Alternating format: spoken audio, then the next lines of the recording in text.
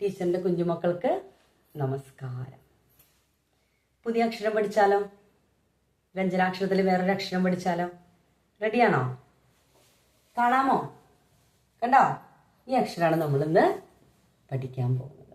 റെഡിയല്ലേ? ഓക്കെ, വായി പഠിക്കാം.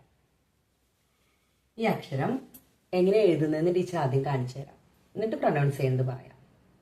എളുപ്പമാണ് ഇത് എഴുതുന്നത്. നിങ്ങൾ പഠിച്ച ഓൾറെഡി നിങ്ങൾ പഠിച്ചു കഴിഞ്ഞ രണ്ട് അക്ഷരങ്ങൾ ഒന്ന് ജോയിൻ ചെയ്യുന്നു, അത്രേ ഉള്ളൂ.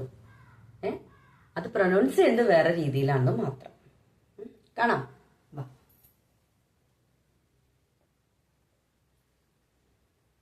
ഇത് നിങ്ങൾ പഠിച്ചതാണല്ലോ അല്ലേ?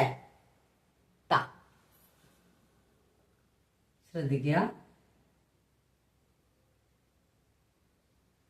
ഇത് നിങ്ങൾ പഠിച്ചതാണല്ലോ അല്ലേ? നോക്കിയേ, ഇവിടം വരെ നമ്മൾ എഴുതിയത് ത. ഇനി ഇവിടുന്ന് ഇങ്ങനെ നമ്മൾ എഴുതിയതും പഠിച്ചതാണല്ലോ. അതേതാ? ധ അല്ലേ? പഠിച്ചതല്ലേ? ധ. നാന്ന് പറയുന്നത് മറച്ചിട്ടത്. ധ പഠിച്ചതല്ലേ നമ്മള്? അത്രേ ഉള്ളൂ, സിമ്പിളാണ്. നോക്കിയേ, ത എഴുതി, കൈയെടുക്കരുത്, കൈയെടുക്കാതെ തന്നെ ഇങ്ങനെ എഴുതണം. കണ്ടോ? ടീച്ചർ ഇത് സ്പ്ലിറ്റ് ചെയ്തിവിടെ എഴുതിയത് നിങ്ങൾക്ക് മനസ്സിലാവാൻ വേണ്ടിയിട്ടാണ്. ഇത് എഴുതുമ്പോ എങ്ങനെ എഴുതണം? കൈയെടുക്കാതെ എഴുതണം. കണ്ട? ഇങ്ങനെ.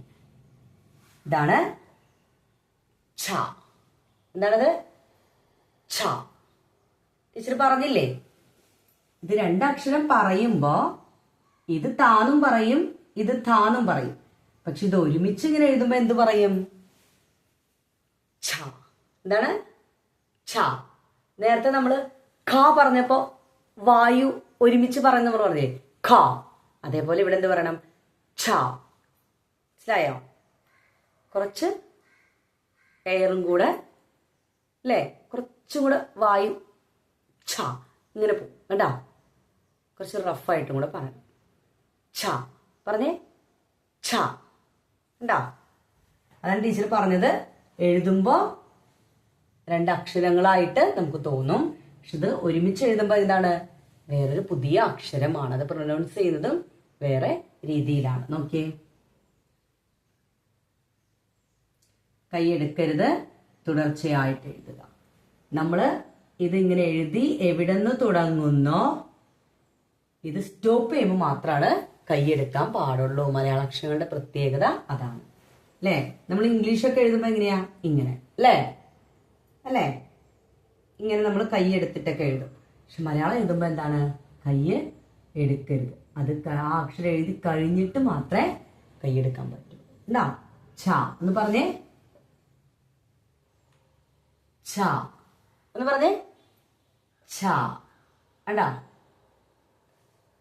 ഛ.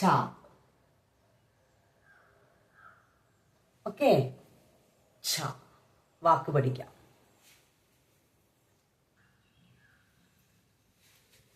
ശ്രദ്ധിക്കുക,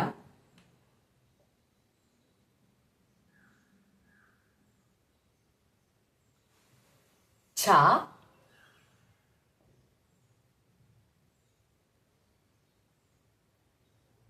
ഇതേതാണ് അക്ഷരം? നമ്മൾ നേരത്തെ പഠിച്ചതാണല്ലോ, കഴിഞ്ഞ ക്ലാസ്സിൽ പഠിച്ചതാണല്ലോ.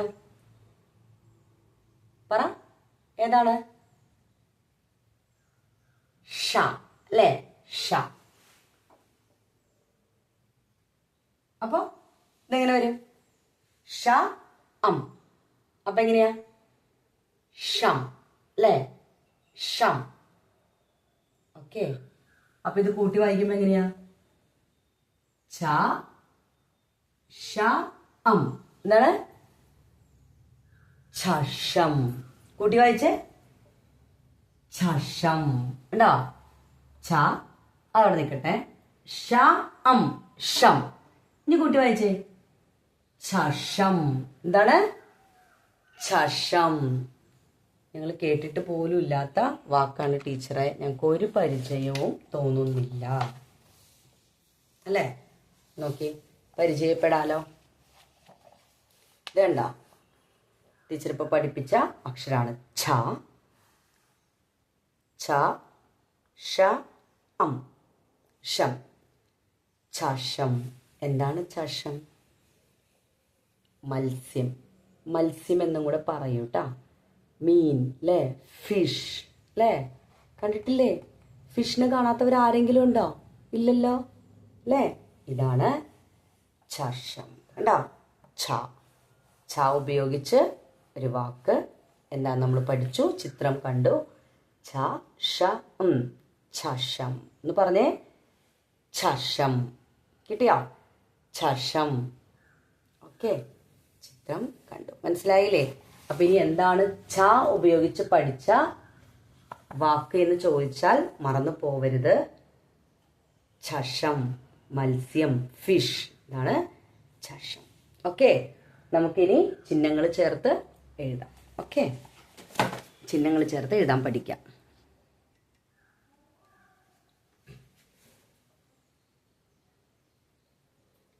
ഛ, ശ്രദ്ധിച്ചിരിക്കുക.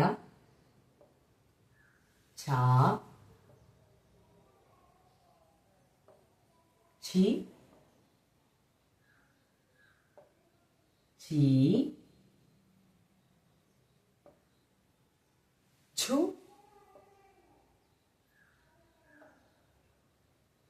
ഛു,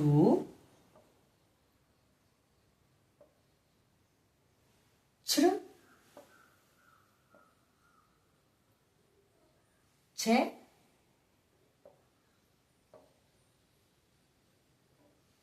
ഛേ,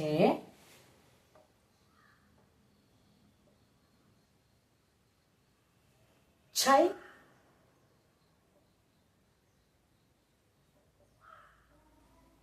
ഛോ,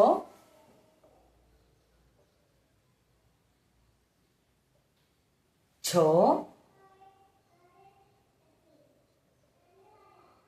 ഛൗ,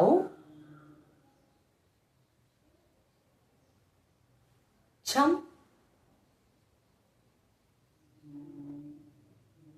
ഛ. കണ്ടോ? പറഞ്ഞു നോക്കിയാലോ.